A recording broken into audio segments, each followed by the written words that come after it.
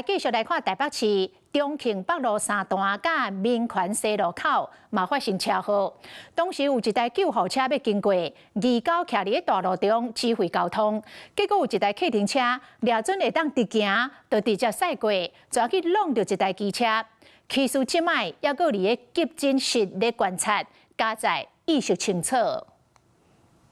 大路的車有夠濟，一個二狗分別徛佇路中央，一直指揮，愛附近的車往路邊小讓一下，會遮緊張，攏是因為後壁有一台救護車要出勤，想袂到有一台計程車趁二狗無注意，偷偷打油門就咧衝出去，二狗看到了，趕緊走去頭前，想要甲動落來，毋過已經袂赴啊！這台計程車去弄到頭前這台烏多擺，弄一個真正力，致使這個騎車的人連人帶車倒佇塗骹，因為弄到是真大聲，好聽到人攏着驚。突然聽到嘣很大一聲，對，就